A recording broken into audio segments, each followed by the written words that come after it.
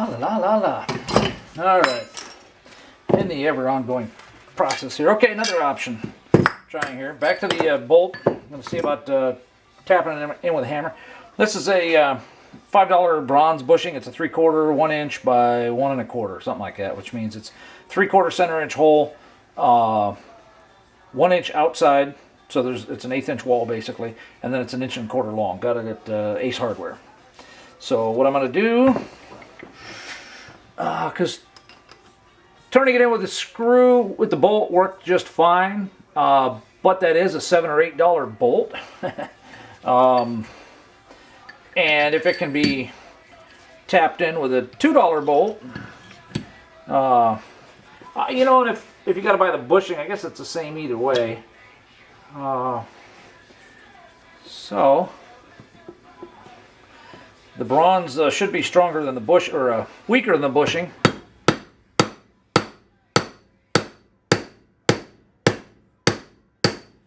right, it's moving. I don't see any damage on the. Bronze is holding up pretty good too. The bushing's moving without any damage either. So.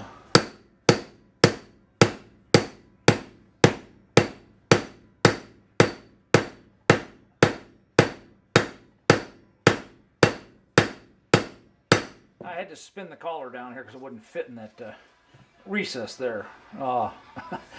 So it may negate using that anyway. And to get it started, I didn't have to use the bronze. I could have put it right under the head of the bolt. So that probably would have been safer. But okay, we're getting about another 1/8 inch there. Oh, yeah, I'm starting to see the hole. I think I'm, yeah, bottomed out there. So let's go back to.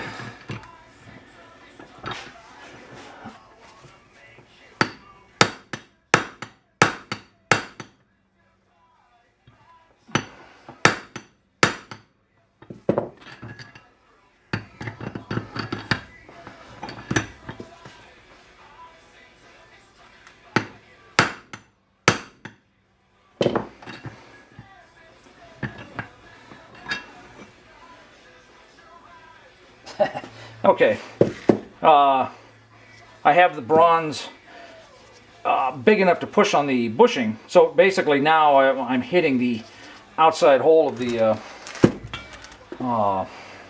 thing, so it's not going to go down any further. I can tell it's starting to mushroom here because I was hitting the outside there. So that's in far enough. I'm not too worried about that. Let's see, this is the one I'm working on. One thing I did have to do was I did have to put a grinding stone on the Dremel there basically, and grind these the stakes, those little stakes right there. I had to grind those in because otherwise my bronze was hitting it. In order to get the cap back in, probably would have had to ground them off anyway. And let me just touch on the fit here with this one. I wire wheeled it. It would still only go to a certain point. So I took the grinding stone. What it was is there was a little lip. This top was deformed for whatever reason slightly. So I just ground off a tiniest bit. Just enough that this will now slide in there. And there's no play. It's just as snug as the one yesterday. But yesterday I kept saying, hey, I really don't want to sand, I really don't want to grind. I had to. That's all there was to it. Could have probably done it with a rat tail file instead of the rotary tool. But you know, sometimes I would rather use the power tool. I think that's pretty much it. We've got both in. I could literally start assembling this.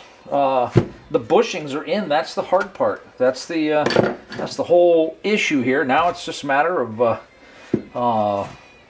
put grease on stuff, line stuff up, push the pin in, put the cotter bolt in, and this side will be pretty much done other than the end caps and that. So and even with all the video and setup and everything like that, this is This has been maybe an hour and a half, maybe 2 hours at the outside. I already had it torn apart and everything like that, but that includes, well, I had it off the vehicle and everything. That 2 hours includes the hammering the Kingpin out and everything, and the cleaning up I did on that, and shooting video and stuff like that. So realistically, from the time this is off the car, you can get to this point in probably maybe an hour. And if I was set up and doing, you know, like 5 or 6 sets of these things, with the press, you know, I could do this stuff, you know, probably pretty quickly. Of course, I'm still going to charge a nice chunk of change to do it, because of having to buy all the tools, do all the prep work, all that kind of stuff. So, anyway, that's I think that's it for today.